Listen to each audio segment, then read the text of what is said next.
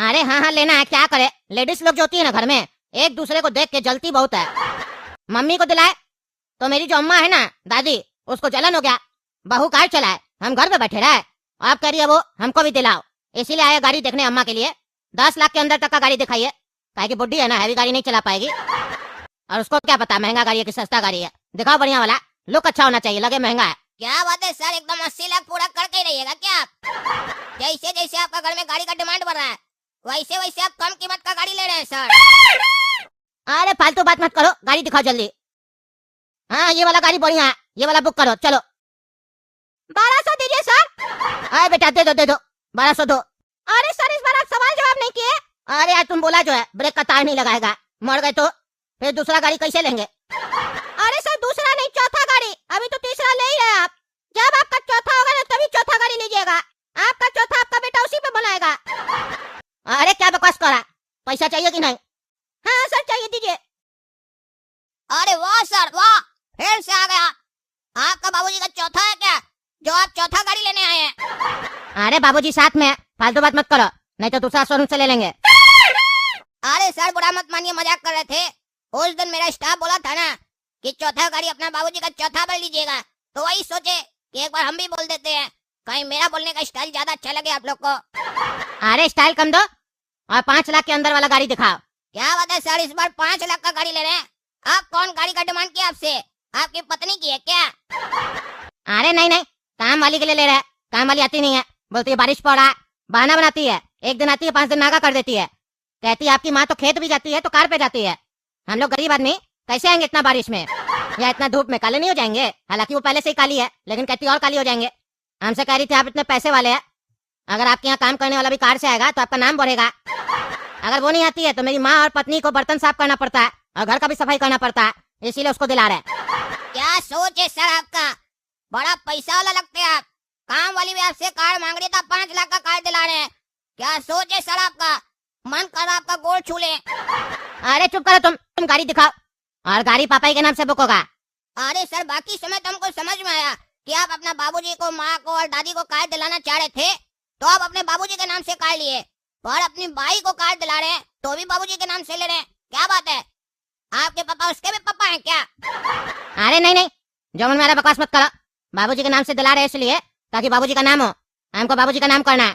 सब उनको फटीचर गरीब बोलता था, सबको पता चलना चाहिए मेरा बाबूजी अब सेठ हो गया, सेठ। चलो कार दिखाओ। अरे हाँ सर जरूर दिखाएंगे। आप तो हम भगवान से मना रहे हैं कि एक दिन आप अपना सेठ जी का शोरूम भी खरीद लीजिए। जब आप सेठ जी बन जाएंगे हम लोग के शोरूम का, तो सोचिए हम लोग के पास भी अपना एक कार होगा और आपके बाबूजी का कितना नाम होगा। बेटा 1200 दे दो, बच्चा को आया लेने। भाई साहब आप में से धनिया लाल कौन है? अरे भाई साहब धनिया लाल जी यहाँ लेटे हुए हैं। क्या ये धनिया लाल जी हैं? धनिया लाल जी मर गए?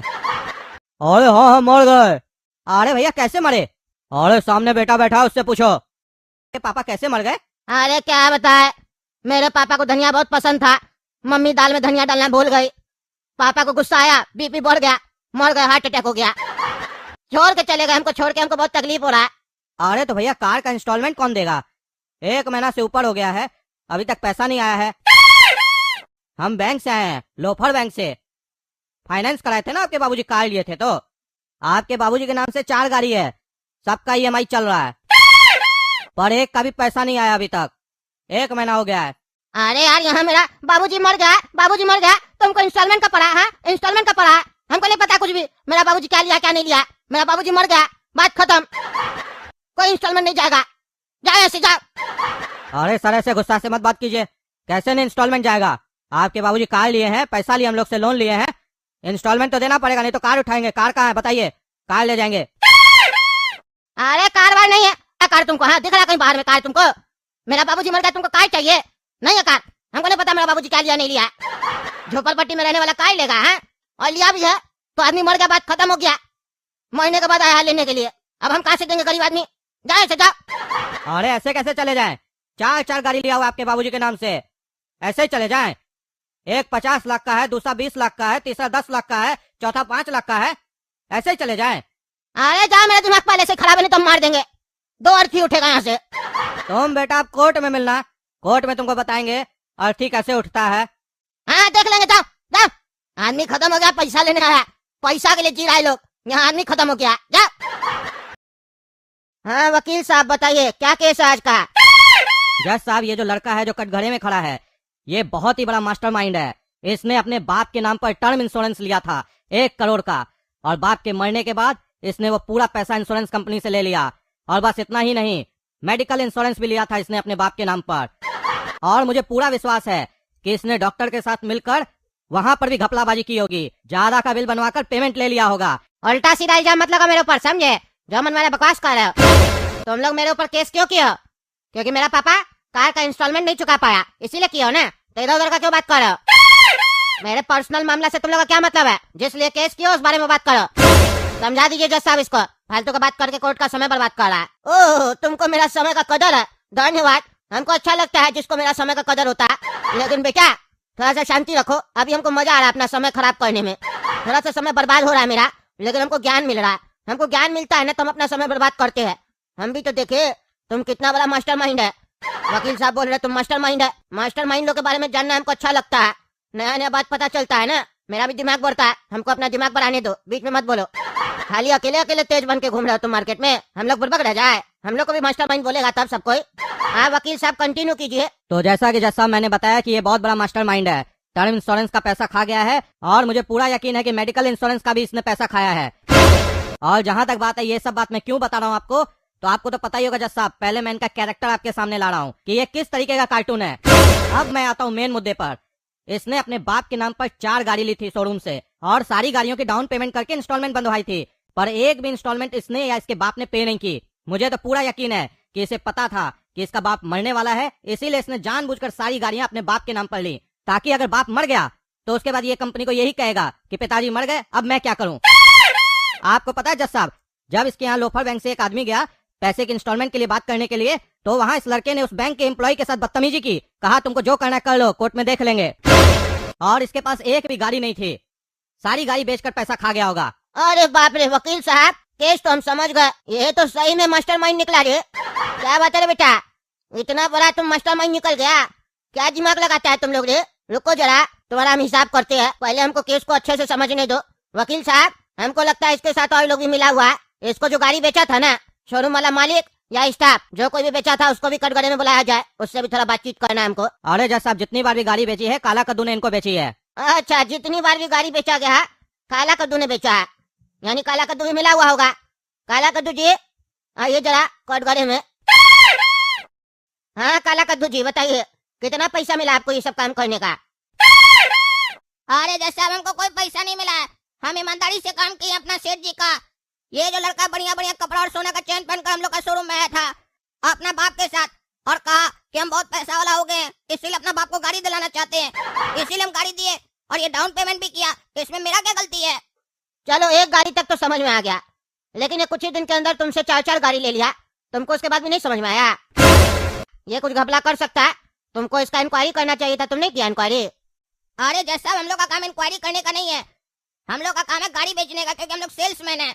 तो हमारे पास ग्राहक आएगा तो हम गाड़ी बेचेंगे, क्योंकि ऐसे भी गाड़ी आजकल कम बिकता है, पैसा कम हो गया, लोग के पास गाड़ी कम खरीद रहा है। तो हमारा सेठ जी हमको टारगेट दिया है कि जितना ज्यादा हो सके गाड़ी बेचो, इसीलिए तो हम लोग फाइनेंस करा कर देते हैं ताकि गाड़ी ज्यादा से ज्यादा बिके। और बैंक वाला लोग ऐसा लोग का चक्कर लगाए, और हम लोग सारा इम्पोर्टेंट केस छोड़ के इसी सब पे बहस करें ना। देखिए जैसा हम लोग का कोई ऐसा टेंशन नहीं रहता है, हम लोग का काम रहता है गाड़ी बेचने का।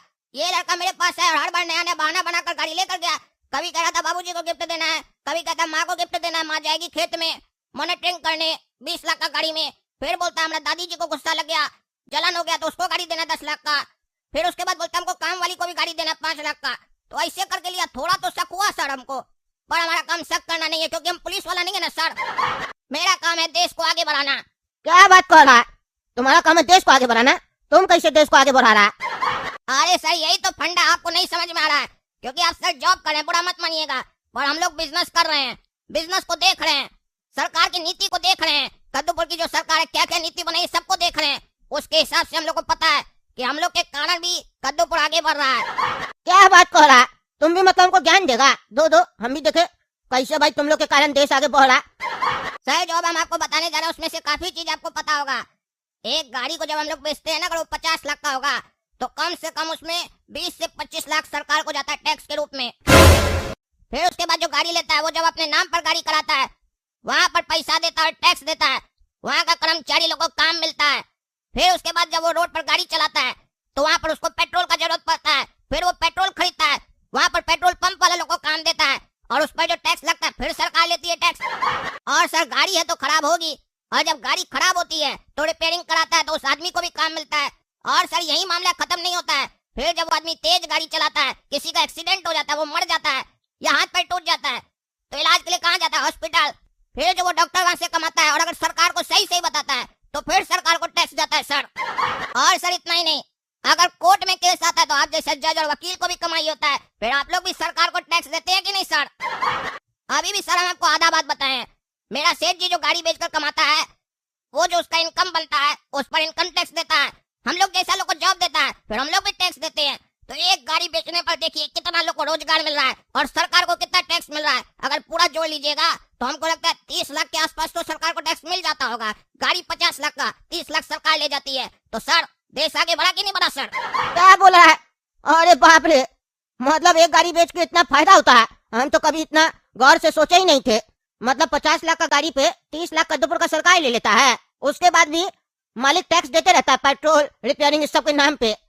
तो अब तो मोटा कमाई हो रहा है।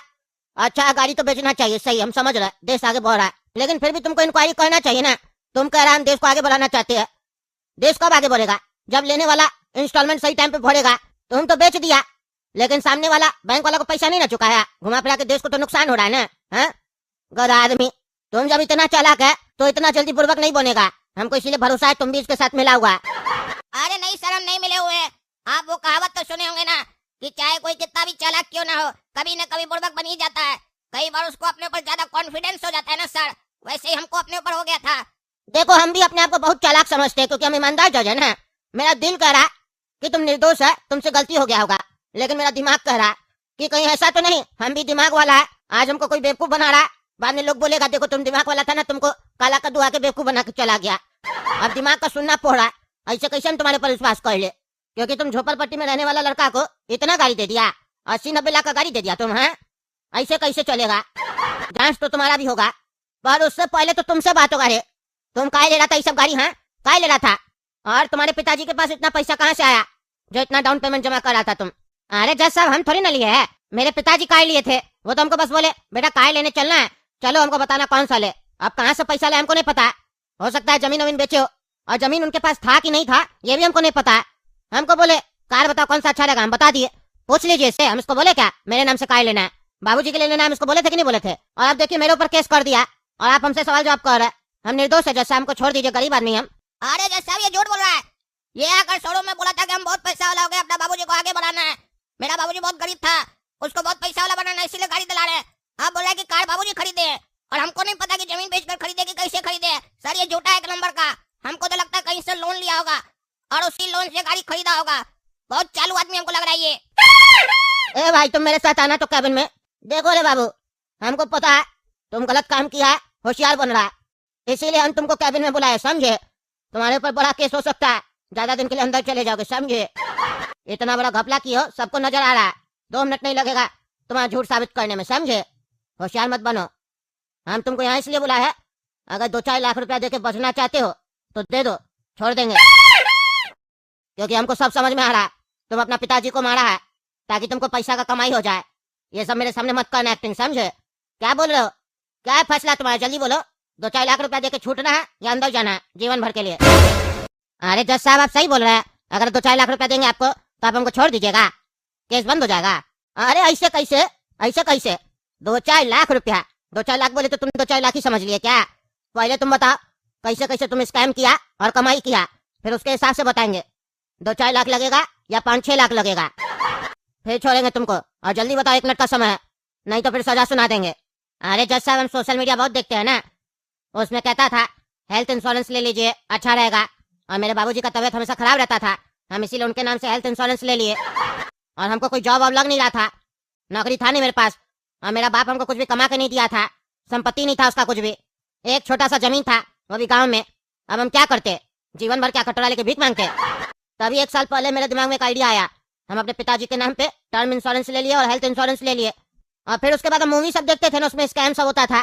फिर मेरे दिमाग में एक आइडिया आया, हम भी तो स्कैम कर सकते हैं। सिर्फ करोड़पति लोग देश छोड़ के भाग रहा है स्कैम करके, हम भी तो स्कैम कर सकते हैं। गरीब है तो क्या हुआ। फिर हम अपना दिमाग लगाए, सारा दिन यही सोचते थे हम कि कैसे स्कैम करे, नया कोई आइडिया मिल जाए। फिर मेरे दिमाग में एक आइडिया आया, हम अपने पिताजी का जो जमीन नहीं था गाँव में, उसको गिरवी रख दिए और बैंक से लोन ले लिए। और जो पैसा मिला उससे जाके शोरूम में कार ले लिए, डाउन पेमेंट कर दिए उसी से। और सारा गाड़ी अपना पापा के नाम पे लिए। और फिर एक गाड़ी लेके उसको बेच देते थे और दूसरे दिन जाके दूसरा गाड़ी ले लेते थे।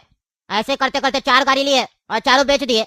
मेरे पास मोटा पैसा जमा हो गया। फिर हम सोचे पैसा तो मिल गया, लेकिन बाबूजी का तबीयत सही नहीं हो रहा, अगर इलाज कराएंगे तो सारा पैसा डॉक्टर लोग ले लेगा, उससे अच्छा पापा का दवा बंद कर दो।